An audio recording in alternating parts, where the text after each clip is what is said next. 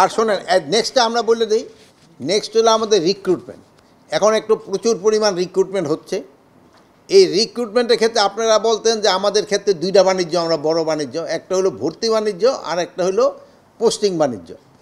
এই ভর্তি বাণিজ্য ক্ষেত্রে যদি আপনারা আমাদের ইনফরমেশন দিতে পারেন, এই জন্য আমরা এখন টাকা ডিক্লেয়ার করি নাই, বাট আপনাকে ধন্যবাদ দেব যদি আমরা এখানে ভর্তিতে কোনো ধরনের কোনো দুর্নীতি হচ্ছে কি না।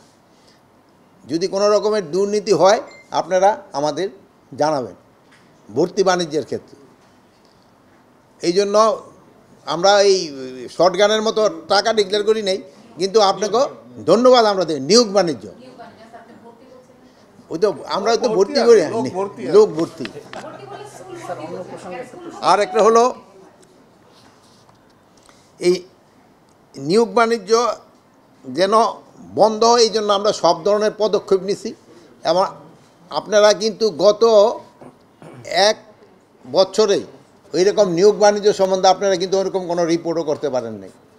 আরেকটা জিনিস আমরা প্রথম অবস্থায় আপনাদের বলছিলাম যে এই চেয়ারে বসার পরে আমাদের আত্মীয় স্বজন বন্ধু বান্ধবের সংখ্যা বেড়ে গেছে।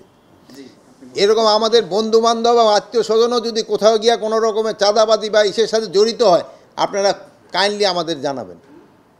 আপনারা আমাদের জানাবেন যে আমাদের কেউ জড়িত হচ্ছে কি না। তো যদি আপনাদের সাথে যেহেতু একটা ভালো সম্পর্ক হয়েছে, হয়তো ভদ্রতার খাতিরে প্রথম এসে হয়তো কানে কানে বলবেন, পরে মিডিয়ায় লিখে দিবেন, আমরা যদি অ্যাকশনে না যাই। কিন্তু আমাদের ক্ষেত্রে আপনারা কারেক্ট রিপোর্টিং করেন। যদি আমাদের ক্ষেত্রে কোনো রকম ইভেন যদি আমরা দুর্নীতি করি, আপনি লিখে দিন যে এই জায়গা থেকে আপনি এত টাকা খাইছেন, আমাদের কোনো আপত্তি নেই। কিন্তু একটা জিনিস, রং রিপোর্টিং করেন না। যেহেতু একটা রং রিপোর্টিং করার পরে এটা পরে আবার রিজয়েন্ডার দিয়া এটা কিন্তু তার যে সম্মানটা হানি হয়, এটা কিন্তু পুনরুদ্ধার হয় না। বাট আপনাদের ক্ষেত্রে আমি দেখছি আপনারা মোটামুটি কারেক্ট রিপোর্টিং করেন, এবং বিদেশের ইয়ের ক্ষেত্রেও আপনারা আরও বেশি কারেক্ট রিপোর্টিং করে থাকেন।